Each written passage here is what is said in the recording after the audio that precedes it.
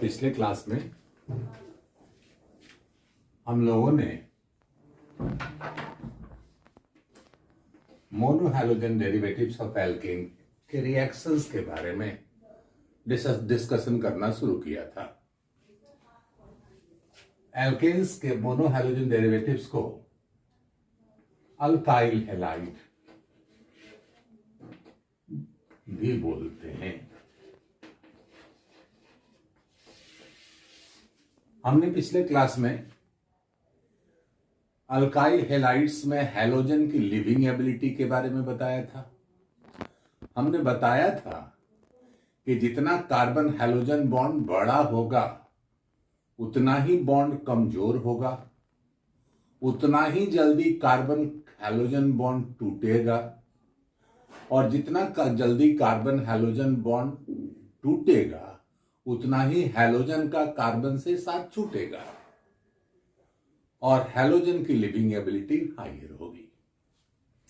हम कार्बन से हैलोजन को हटाकर अलग अलग तरह का ग्रुप लगा सकते हैं। हैलोजन को हटाएंगे एज ए लिविंग ग्रुप और उसके बदले हम कोई नया ग्रुप, नया फंक्शनल ग्रुप अटैच करेंगे। नया ग्रुप जो फंक्शनल ग्रुप होगा उसको अटैच करेंगे। हम अलग अलग तरह के ग्रुप की चर्चा कर सकते हैं।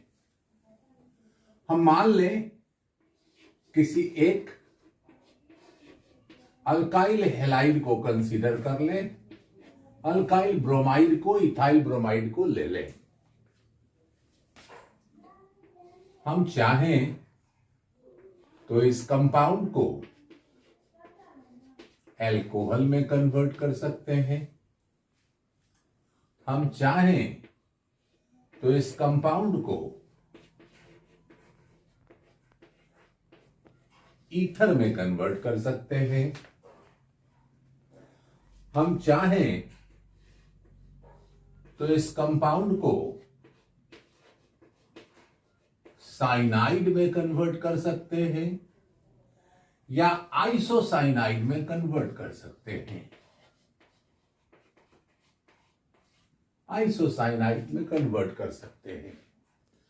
हम रिएक्टेंट एंड प्रोडक्ट के फंक्शनल ग्रुप को कंपेयर करें। यहां मोस्ट इलेक्ट्रोनेगेटिव एटम हैलोजन है, लिविंग ग्रुप है, और यहां मोस्ट इलेक्ट्रोनेगेटिव एटम ऑक्सीजन है इस एल्कोहल में, तो ये भी इलेक्ट्रॉन रिच है। यानी इस रिएक्शन में एक न्यूक्लियोफिलिक ग्रुप को दूसरे न्यूक्लियोफिलिक ग्रुप से हटा दिया गया।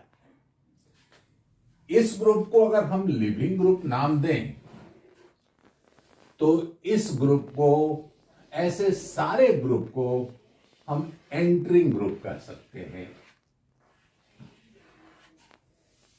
और इस तरह के केमिकल रिएक्शंस को हम कह सकते हैं न्यूक्लियोफिलिक सब्स्टिट्यूशन रिएक्शंस। एक न्यूक्लियोफाइल को दूसरे न्यूक्लियोफाइल से रिप्लेस कर देना। Nucleophilic substitution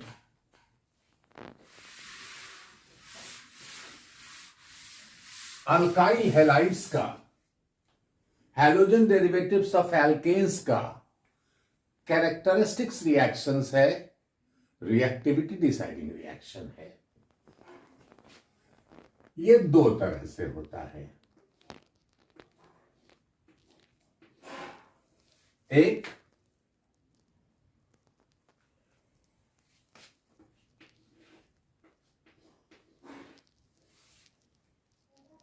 proper reaction medium में एंट्रिंग ग्रुप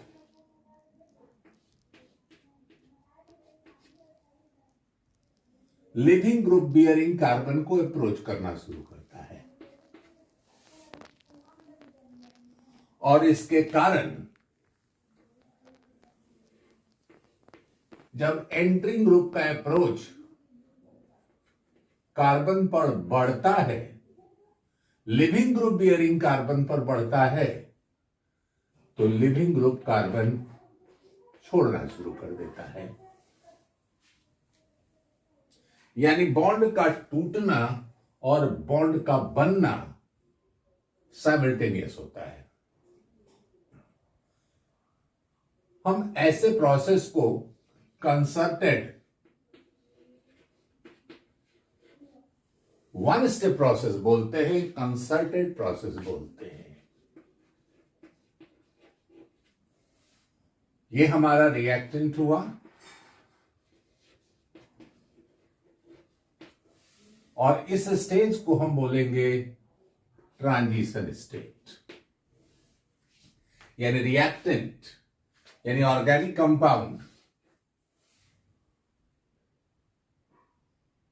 पहले ट्रांजिशन स्टेट में कन्वर्ट होता है और ट्रांजिशन स्टेट धीरे धीरे डिकम्पोज करके प्रोडक्ट देता है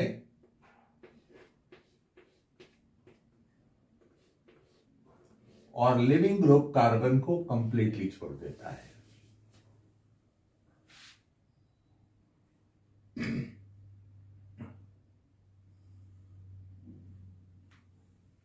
बॉन्ड का टूटना एंडोथर्मिक है, यानी सिस्टम यानी रिएक्शन मिक्सचर कहीं ना कहीं से मॉलिक्यूल में एनर्जी ट्रांसफर करता है, रिएक्टेंट मॉलिक्यूल में एनर्जी ट्रांसफर होता है, जिसके कारण रिएक्टेंट की एनर्जी रिएक्शन मीडियम में रिएक्टेंट की एनर्जी, जिसको हम ग्राउंड स्टेट एनर्जी बोलेंगे रिएक्टेंट्स की, रिएक्शन मीडियम में उसकी ट्रांजिशन स्टेट में जाते जाते कुछ एनर्जी बढ़ जाती है। यानी रिएक्टेंट अपने लोअर एनर्जी स्टेट से हायर एनर्जी स्टेट में ट्रांसफर होता है। ये रिएक्शन का स्लोएस्ट प्रोसेस है, स्लोएस्ट स्टेप है और ट्रांजिशन स्टेट में स्पीसीज का हाफ लाइफ पुअर होता है, स्टेबिलिटी कम होती है, इसीलिए वो तुरंत डिकम्पोज करना शुरू कर जाता है और तब लोअर एनर्जी स्टेट को ये एक्वायर करता है। ये रिएक्शन का एक तरीका होगा, टाइप 1 रिएक्शन होगा।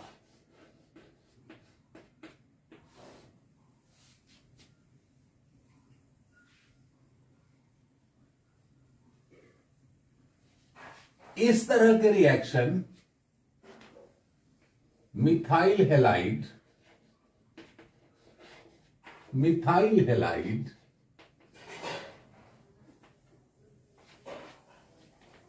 1 डिग्री हैलाइड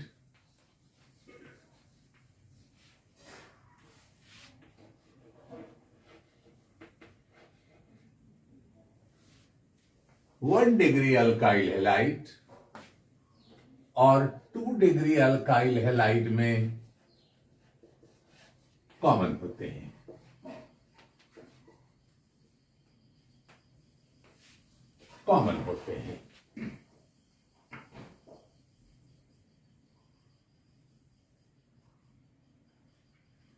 रिएक्शन का स्लोएस्ट स्टेप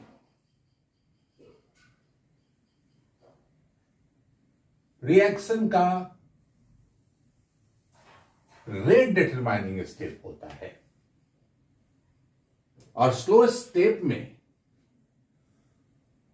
सबस्ट्रेट यानी मेन ऑर्गेनिक रिएक्टेंट और रिएजेंट एंट्रिंग ग्रुप के साथ दोनों का दोनों मौजूद होता है और इसी कारण ट्रांजिशन स्टेट का फॉर्मेशन हो पाता है। तो रिएक्शन के स्लोअर स्टेप में दो मॉलिक्यूल्स रिएक्टेंट्स के हैं, इसलिए रिएक्शन की मॉलिक्यूलरिटी 2 हो गई और चूंकि इस रिएक्शन में एक न्यूक्लियोफिलिक ग्रुप दूसरे न्यूक्लियोफिलिक ग्रुप से हटा दिया गया। तो ये बाइमॉलिक्यूलर रिएक्शन जो न्यूक्लियोफिलिक सब्स्टिट्यूशन रिएक्शन है कहलाता है SN2 reaction, bimolecular nucleophilic substitution reaction. ये रिएक्शन अल्काइल हैलाइड्स में मोस्ट कॉमन है। अल्काइल हैलाइड्स नॉर्मली इस रिएक्शन में जो पार्टिसिपेट करेगा वो मिथाइल हैलाइड होगा, 1 डिग्री अल्काइल हैलाइड होगा, 2 डिग्री अल्काइल हैलाइड्स होगा। कुछ एक्सेप्शंस हो सकते हैं। ऑर्गेनिक रिएक्शंस में एक्सेप्शंस अवॉइड नहीं किया जा सकता। रिएक्शन दूसरे तरह से भी हो सकता है। रिएक्शन दूसरे तरह से भी हो सकता है। अल्काइल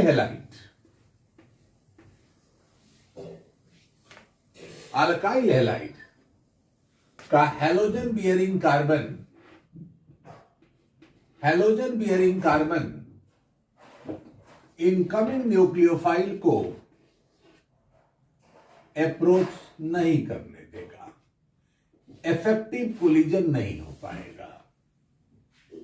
तो वैसे सिचुएशन में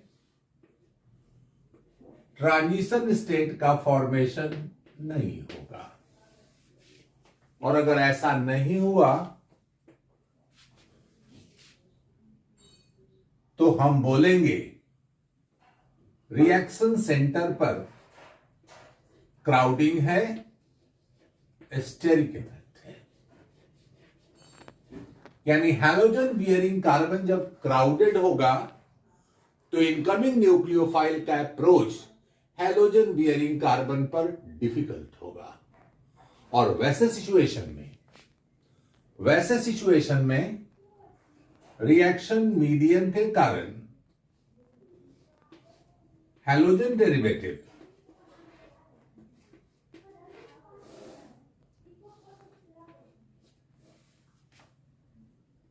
पहले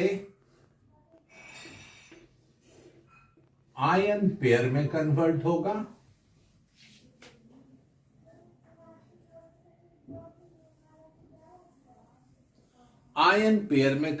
होगा, और धीरे धीरे ये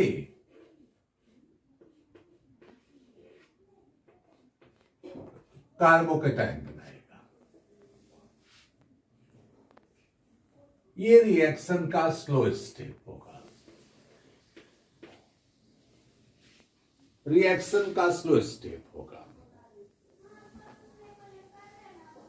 और तब ये बना हुआ कार्बोकेटाइन इनकमिंग न्यूक्लियोफाइल से रिएक्ट करेगा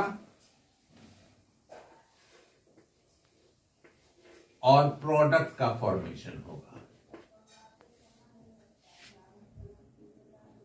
रिएक्शन 2 स्टेप में होगा। न्यूक्लियोफिलिक सब्स्टिट्यूशन अगर हुआ ऐसे सिचुएशन में तो 2 स्टेप में होगा। पहला स्टेप कार्बोकेटाइन का फॉर्मेशन होगा आयन पेयर के थ्रू। दूसरा स्टेप प्रोडक्ट का फॉर्मेशन का होगा जो फास्ट होगा। रिएक्शन के स्लोअर स्टेट में सिर्फ अल्काइल हैलाइड का मॉलिक्यूल ही प्रेजेंट है और वही रिएक्शन का रेट डिटरमाइनिंग स्टेप है। इसी कारण ये रिएक्शन यूनिमॉलिक्यूलर होगा और चूंकि ये न्यूक्लियोफिलिक सब्स्टिट्यूशन है तो ऐसे रिएक्शंस को हम यूनिमॉलिक्यूलर न्यूक्लियोफिलिक सब्स्टिट्यूशन बोलें, SN1 रिएक्शन बोलें। ये रिएक्शन दूसरे तरह का जो रिएक्शन है वो 3 डिग्री अल्काइल हैलाइड्स में मोस्ट कॉमन है, ये कॉमन है।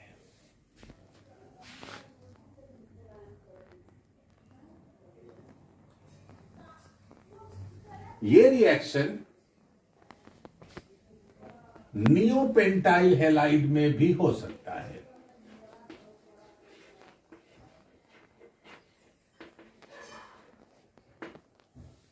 Neopentyl halide 1 degree alkyl halide है, लेकिन रिएक्शन सेंटर के क्राउडेड होने के कारण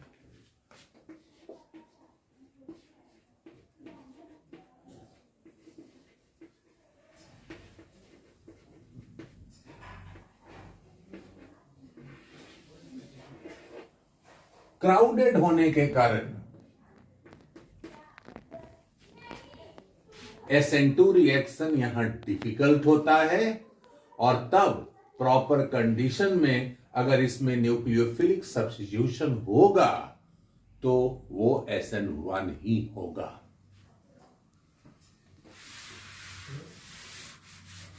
SN1 रिएक्शन एलाइल हैलाइड में भी होता है और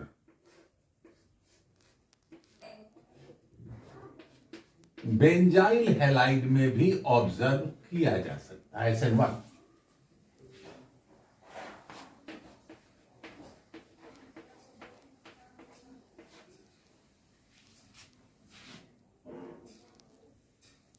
हम रिएक्टेंट को देखते ही डिसाइड करेंगे कि कहां SN1 रिएक्शन होगा, कहां SN2 रिएक्शन होगा।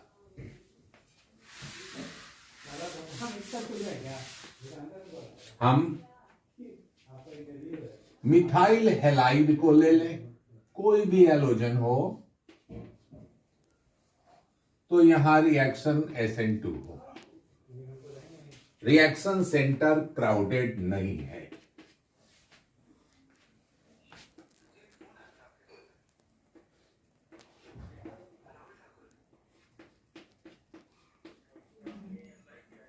इथाइल हैलाइड होगा, यहां भी SN2 होगा।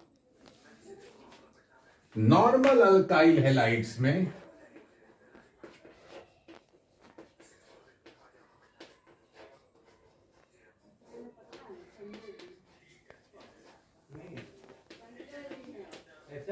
SN2 होगा, आदित्य नाम है इसका, बोला है खुद आदित्य शुरू में। SN2 होगा।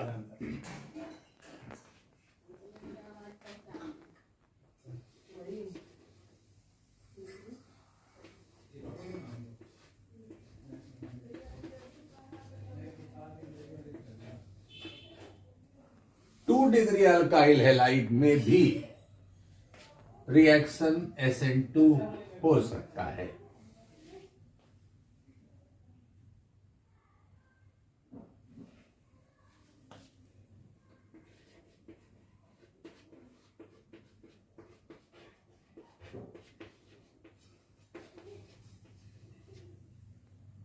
SN2 हो सकता है।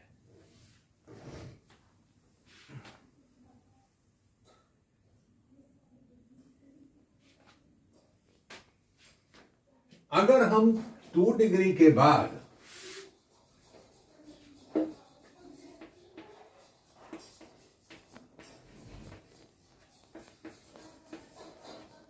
थ्री डिग्री अल्काइल हैलाइड लें तो इस केस में SN2 की संभावना, प्रोबेबिलिटी लीस्ट होगी, और इस केस में SN1 की पॉसिबिलिटी मैक्सिमम होगी। मैक्सिमम होगी। यानी कि हम पा रहे हैं कि जैसे जैसे हैलोजन बियरिंग कार्बन पर अल्काइल का क्राउडिंग बढ़ता जा रहा है, वैसे वैसे SN2 की रिएक्टिविटी, SN2 रिएक्शन में पार्टिसिपेट करने की एबिलिटी घटती जा रही है। यानी कि सबसे ज्यादा SN2 reactivity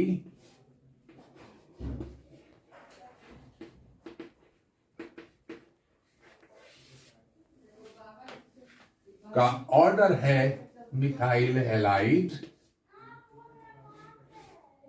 1 degree, alkyl halide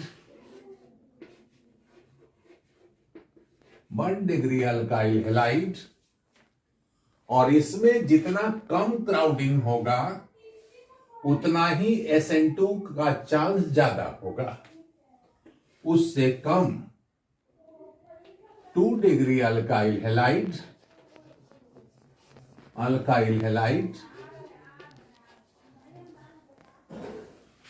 और 3 डिग्री अल्काइल हैलाइड में SN2 का चांस नेग्लिजिबल होगा।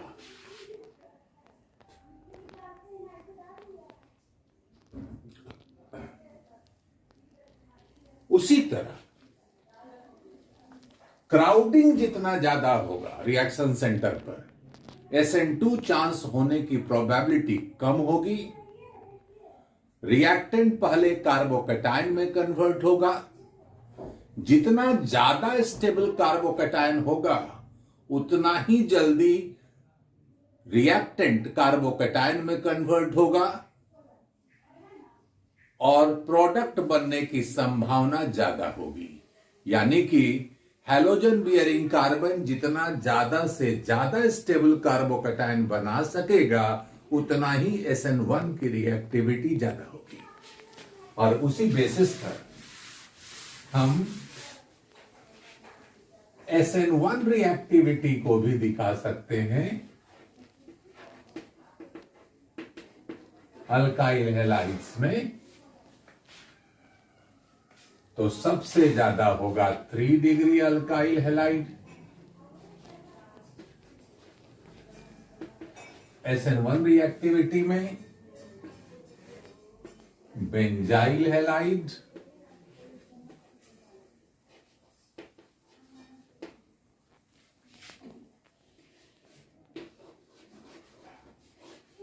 एलाइल हैलाइड,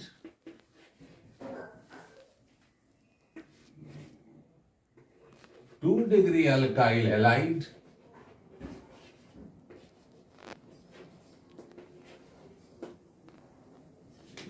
और सबसे कम चांस होगा, संभावना नेग्लिजिबल होगी 1 डिग्री अल्काइल हैलाइड की।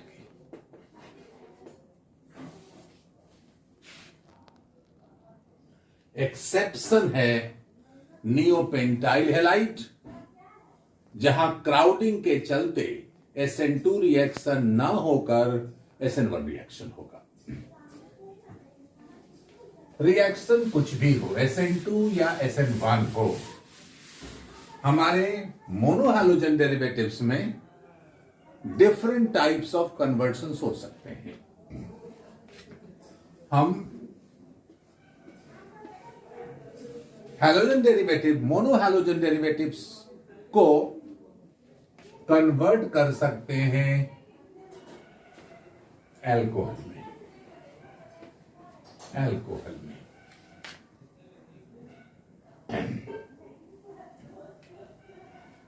हमारे पास यहां जो रिएजेंट्स यूज्ड होंगे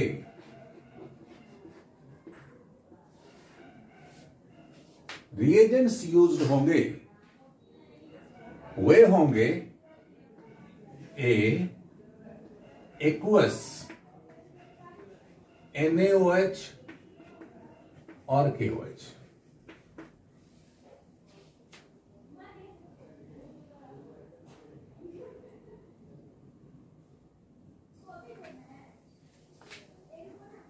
और B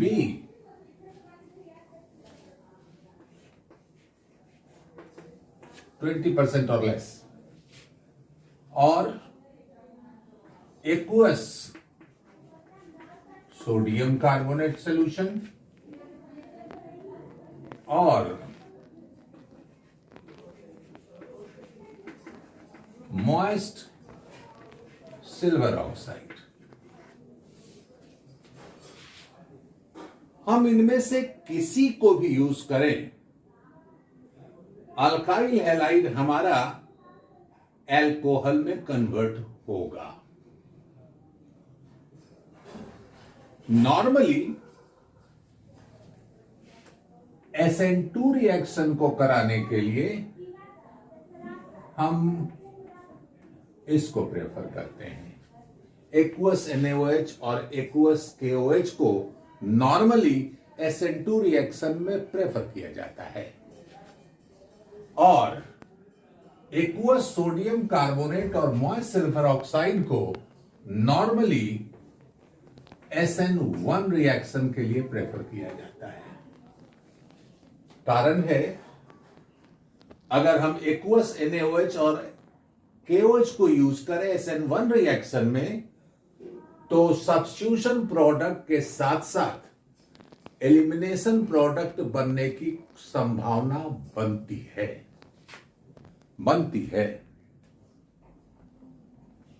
हम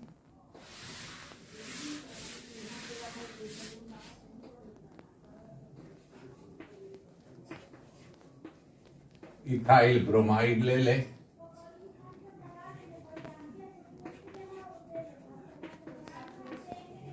ब्यूटाइल प्रोपाइल ब्रोमाइड ले लें,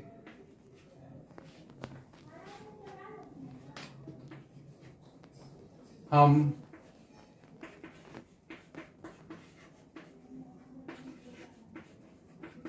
आइसोब्यूटाइल ब्रोमाइड ले लें।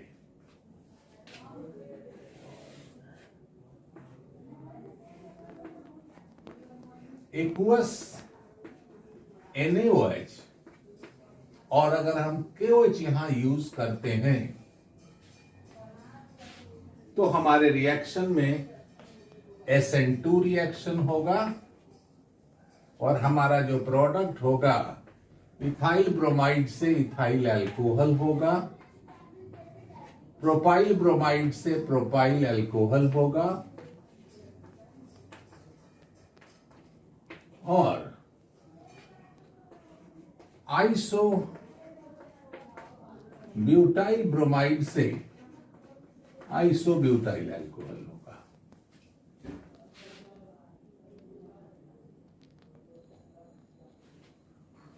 इनके बनने का चांस 95% होगा, यानी जो साइड प्रोडक्ट होगा वो नेग्लिजिबल होगा।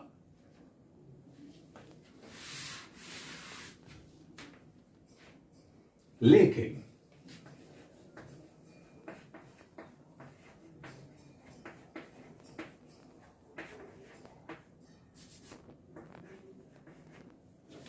हम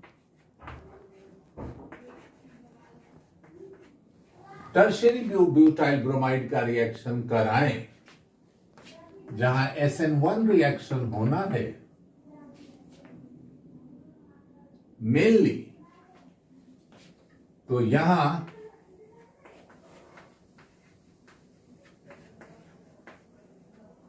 एल्कोहल तो बनेगा लेकिन ये 65% बनेगा।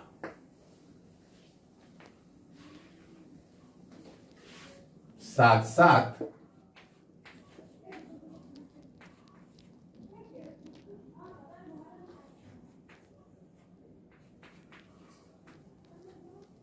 %35 एल्कीन भी बनेगा।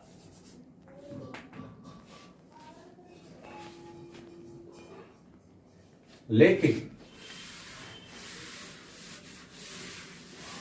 हम मॉइस्ट सिल्वर ऑक्साइड यूज करें या एक्वस सोडियम कार्बोनेट यूज करें,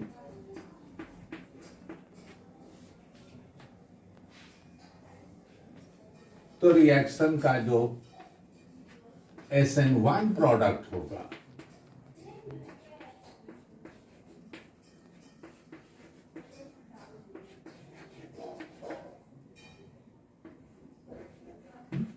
ये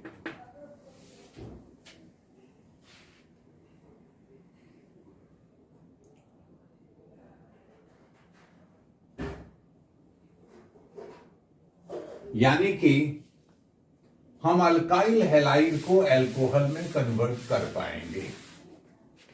हम इस रिएक्शन को लिख सकते हैं RX प्लस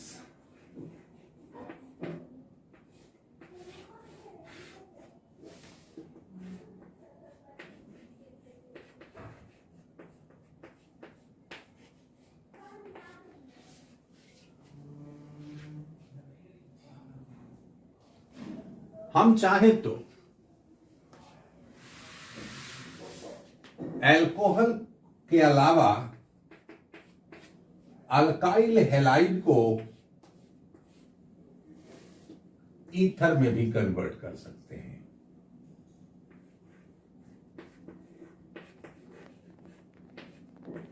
ईथर में भी कन्वर्ट कर सकते हैं। ईथर में भी कन्वर्ट कर सकते हैं। अल्काइल हैलाइड को अगर SN2 रिएक्शंस के थ्रू ईथर में कन्वर्ट करना है तो सोडियम अल्कोक्साइड यूज करना पड़ेगा। सोडियम अल्कोक्साइड यूज करना पड़ेगा और तब इस रिएक्शन में हमारे पास बनेगा ईथर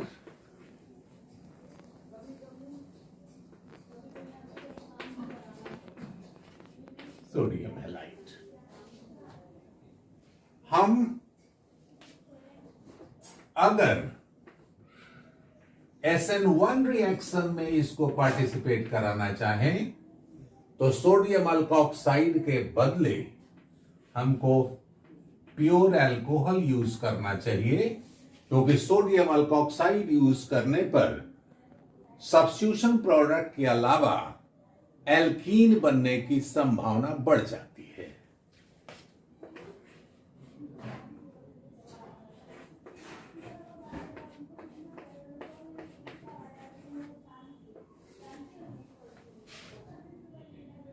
हम रिएक्शंस को सम अप कर सकते हैं।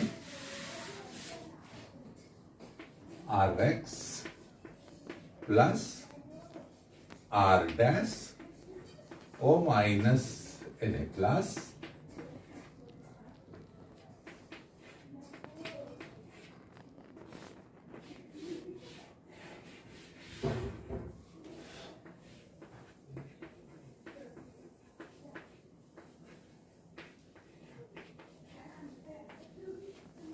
R और R डैश सेम भी हो सकता है, डिफरेंट भी हो सकता है।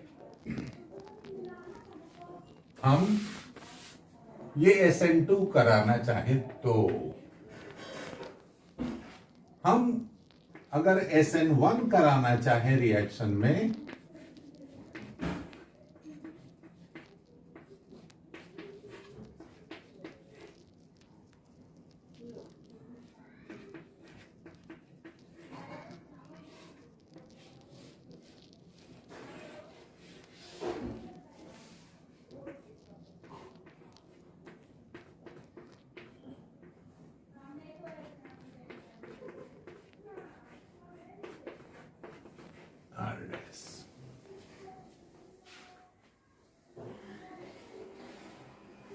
पहले हम दोनों रिएक्शंस को एक्सप्लेन करने की कोशिश करेंगे, मैकेनिज्म इसकी बात करेंगे और तब बाकी न्यूक्लियोफिलिक सब्स्टिट्यूशन को हम डायरेक्टली आपके सामने रख डालेंगे। मोनो हैलोजन डेरिवेटिव्स के रिएक्शंस के करने के बाद हम सारे रिएक्शंस को अप्लाई करेंगे, यूज करेंगे। सब्स्टिट्यूशन रिएक्शंस जो हम मोनो हैलोजन डेरिवेटिव्स का करेंगे उनको हम दोबारा यूज करेंगे डाई हैलोजन डेरिवेटिव्स में, ट्राई हैलोजन डेरिवेटिव्स में और पॉली हैलोजन डेरिवेटिव्स में। आज इतना ही, नेक्स्ट डे। Thank you.